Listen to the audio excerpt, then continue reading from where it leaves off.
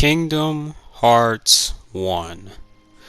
I was supposed to put this video out a while ago, but better late than never, am I right? Anyways, if you don't know or haven't noticed, I am currently playing Kingdom Hearts 1 on PS4, the final mixed version on Proud Mode. And let me just say that the ups and downs I am having with this game is phenomenal. And when I tell you I'm having more downs than ups, I mean I'm outright struggling. Maybe it's because I'm used to Kingdom Hearts 2 and their playstyle compared to this game. I don't know. My issues with this game, left, right, up, down, it doesn't matter. I have never faced so much bullshit in a video game since Cuphead, and even then, I'm still confused as to why I'm still playing this game. Where do I even start? Let me just start by saying that Atlantica was one of the dumbest fucking worlds I've ever played in all my Kingdom Hearts time. Not even the second one was as bad as this. I hate to say it, but I would have rather sang about having swimmy fun and shit than having to deal with the constant confusion, endless backtracking, vague directions, heartless requirements, the swim mechanics, and other lousy issues throughout my entire venture / journey, whatever you want to call it, through and in the fucking middle of the ocean. The constant confusion and lack of direction sucks. It's one of the things I generally cannot stand about Kingdom Hearts 1.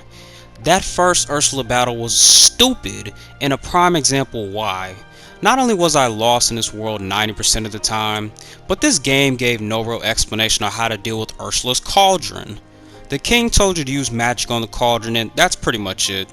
He didn't say how to use magic on the cauldron, so you're just sitting in front of this giant pot the entire time, either matching colors or spamming magic and wasting time. I beat Atlantica until this day. I still don't know how this damn cauldron works, and honestly, I don't even care. And then finally the ending to Ursula's first fight. Thank you for telling me that I needed to swim out of Ursula's chamber and go to some tunnel near the current. Like every other Kingdom Hearts world in this game, I was confused. I was confused almost 90% of the time, but this world was probably the most confusing for me. I was already annoyed with Atlantica's layout and trying to figure out where to go next and trying to swim through this world, but this almost drove me off a cliff. I must have sat in Ursula's chamber for damn near 30 minutes, almost as long as that stupid Vine segment from Deep Jungle, only to find out there was another room near the current where Ursula finally was. Thank God I beat her in one try, because I don't know what would have happened if I died and had to fight her again. And you're probably asking yourself, well Jay, you do know Atlantica was optional, so why did you do it? Because I felt like it. Nah, but for real, in the end, the Keyblade was worth it at the time, so partially losing my sanity was also worth it. Neverland wasn't bad.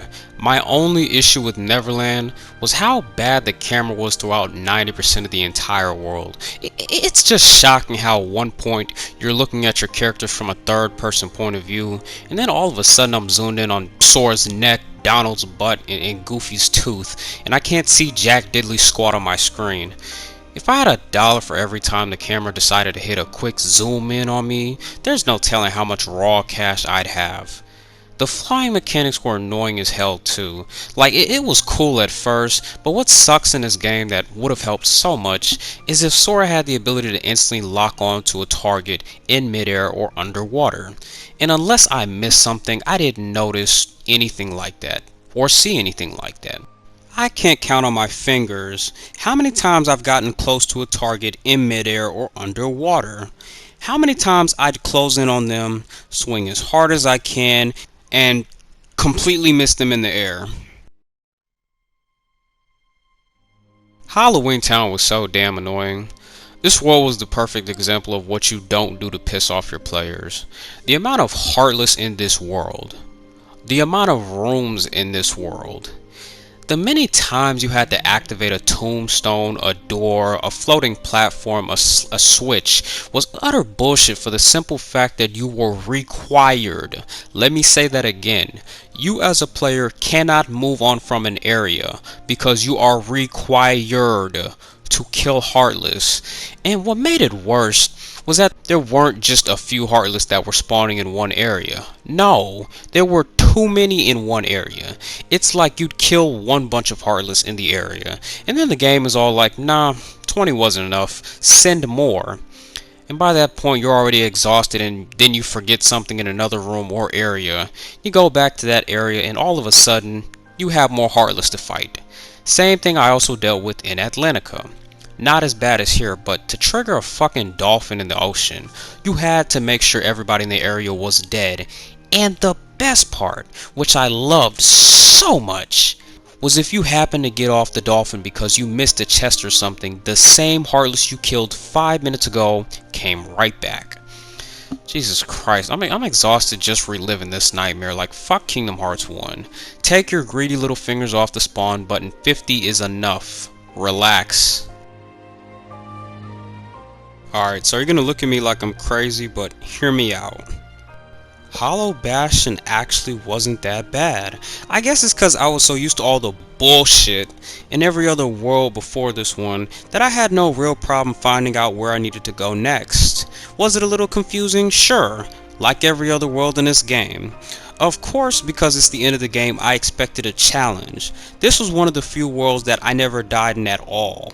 I had more trouble with the actual gummy mission and getting there than actually being there, because I had to restart that gummy mission a couple times. But now that I mention it, there was one thing that I truly did not like about this place. Something that I didn't mention with Agrabah in my other video that I'm mentioning with this world is how easy it is to fall off a balcony or platform and start all the way at the beginning of the previous room.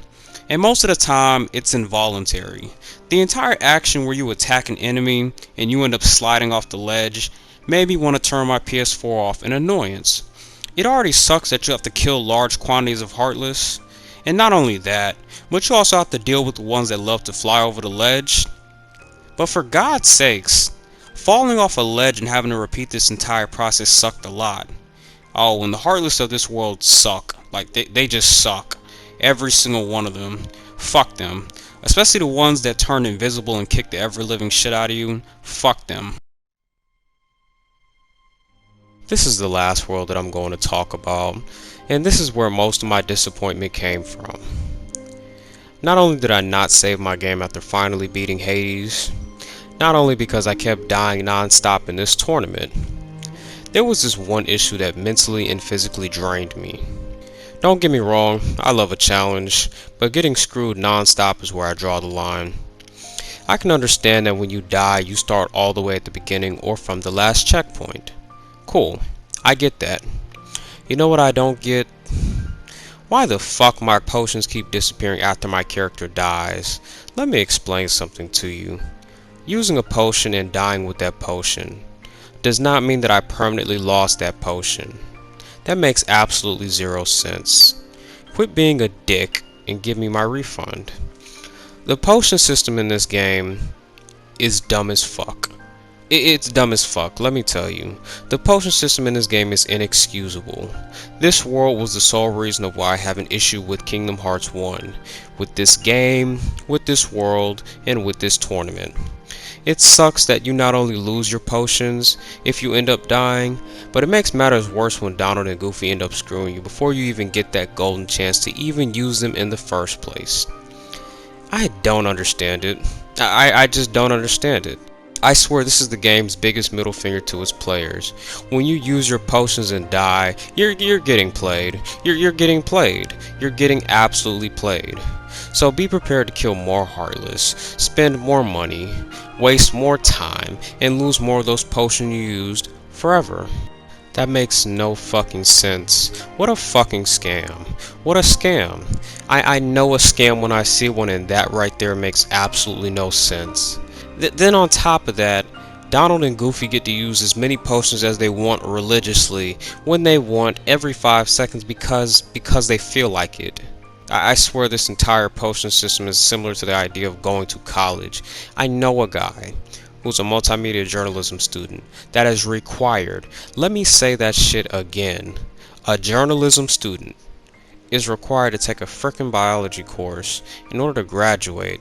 I've never heard of such utter bullshit like this until now, and it sounds like a waste of both time and money. And oh look, this is the exact same situation with Kingdom Hearts 1 and its potion system. It's a scam. Look, I absolutely get and understand how and why this was the first Kingdom Hearts game, because there were so many problems with this game. And the funny thing is, I only talked about 5 of these worlds. The other 7 worlds were mentioned in another video, and even then, at the end of the day, every world that I mentioned had its main issues, but there were so many similar issues between worlds that it was easier to just mention them by world. Endless confusion, endless backtracking, you name it. Spawning large quantities of Heartless, making Heartless a mandatory objective in order to do basic things in life, such as moving forward or opening chests, potion scams, what bullshit!